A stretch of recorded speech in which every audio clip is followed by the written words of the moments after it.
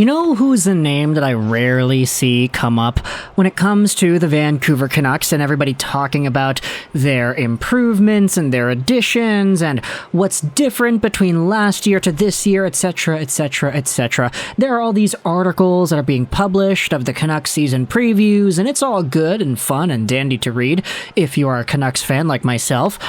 But the one name that I feel like a lot of people writing these articles kind of forget to talk about, and when they do, they just kind of go over it in passing as if he's not that important, is defenseman Filip Hronek.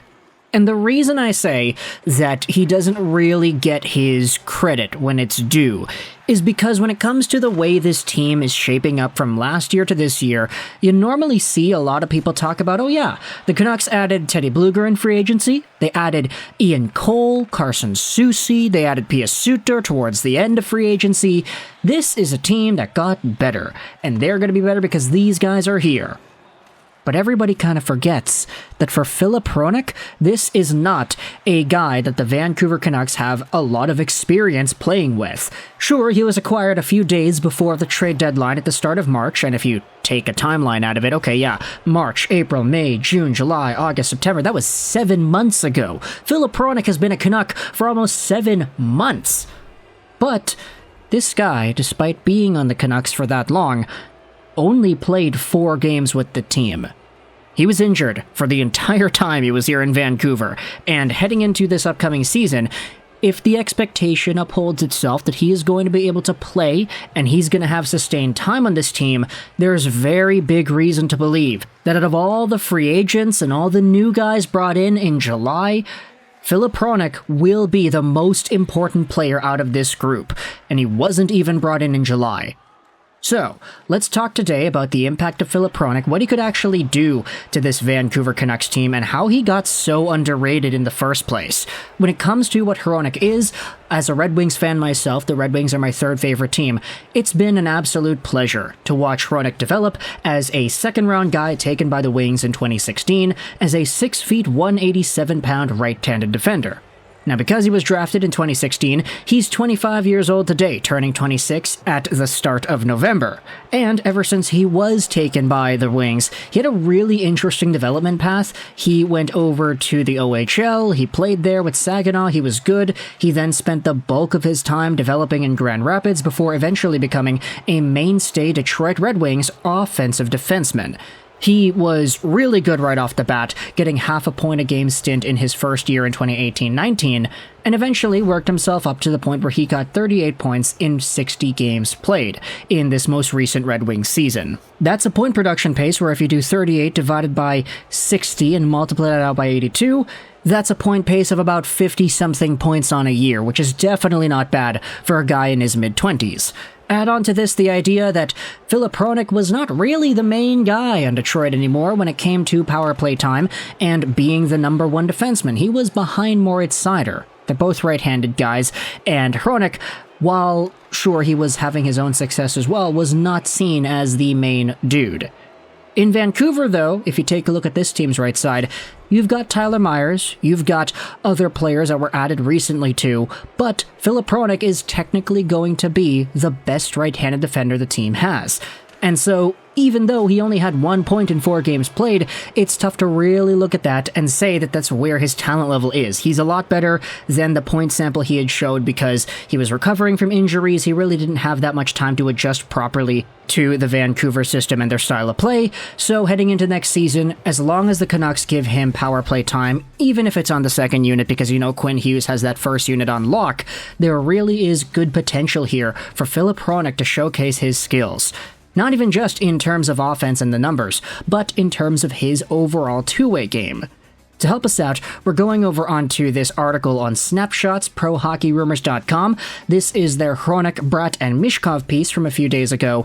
The Vancouver Canucks paid a handsome price to the Red Wings last season in order to acquire Filip Hronek, surrendering a first and second round pick. Part of their rationale in acquiring Hronek was that ascending, right-shot blue liners capable of scoring at or above a 40-point pace are exceedingly rare, and by acquiring Hronek, the team managed to add a defenseman who could arguably slot in as their best behind franchise blue liner Quinn Hughes. But with just 4 games under his belt and the contract set to expire at the end of the year, wherein he'll be an RFA 1 year away from UFA status, the 23-24 season is shaping up to be a massive one in determining whether the Canucks' investment in Hronek will be a lasting one.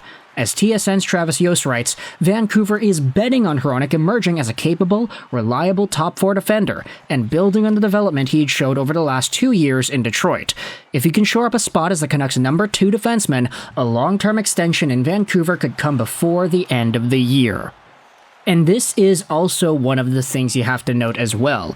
Sure, if Filip Hronek becomes the second best defender on the Canucks, that's not going to be all too surprising. The competition isn't really that great. I mean, sure, I like Carson Soucy, sure, I like Ian Cole, everybody has their criticisms of Tyler Myers, but when it comes to how good the Canucks decor is outside of Quinn Hughes, it's very fair to say that there's more to be desired. So if Filip Hronek can go out there and legitimately be the second best defender on this team, hey, that's a realistic, attainable goal here.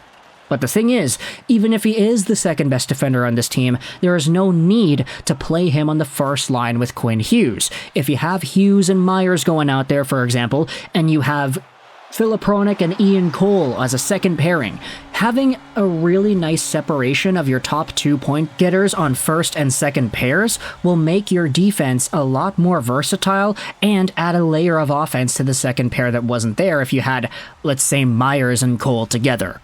This could be a really nice opportunity to diversify and spread out the talent a little bit.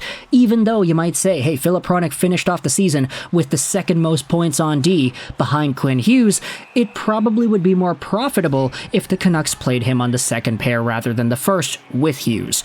Just having 2 offensive defensemen playing together would actually get a little bit in the way, I feel. We've seen dynamics where you have a really good offensive guy and a really good defensive or two-way guy succeed tremendously well in the NHL, and having a boatload of offense on one pairing probably is not the way to go. And so at the end of the day, when it comes to this blue line, I feel like the biggest addition was one that wasn't even made during the offseason. It was one the Canucks only saw 4 games out of, but one that a lot of people are sort of slipping under the radar. One that people don't talk about as much, and a guy who had a really good presence in Detroit that hopefully is going to carry over to Vancouver long term. If you see yourselves a Filip Hronek 40-point year, for example, which is not too unrealistic after all, there's no reason for Patrik Allvin to not think about extending this guy long term. Long-term stability on your right side defense is going to be pretty valuable as the years go on, and as the Canucks have guys like Tyler Myers, for example, coming off the books, that in which they are not going to re-sign under any circumstance, and if they do, it's probably going to be at a really cheap cap hit. If you allocate some of that money to a guy like Hronek instead, I personally think that's a really good idea. So, let me know your thoughts in the comment section below. How do you feel Filip Hronek is going to help the Vancouver Canucks out this upcoming year? He had 38 points in 60 games played last season for the Red Wings, so if he gets 40 points with Vancouver next season, do you think that's all too surprising? Do you take the over or the under on that? What are your thoughts on Filip Hronek long term? How do you feel he's going to play in his first season in Vancouver? Will there be some growing pains? We've seen a lot of guys over the past few years who were capable scorers on their teams, really top-tier point producers, come to Vancouver and just deflate. You saw this with Myers, you saw this with Eriksson, you saw this with other guys over the years. Does Filip Hronek go through a similar type of ordeal? Or does he continue? He grows and he gets better. He's only 26 years old. Does he have a better season than anything he has had in Detroit? Let me know your thoughts in the comment section below. I hope you enjoyed this video. And bye.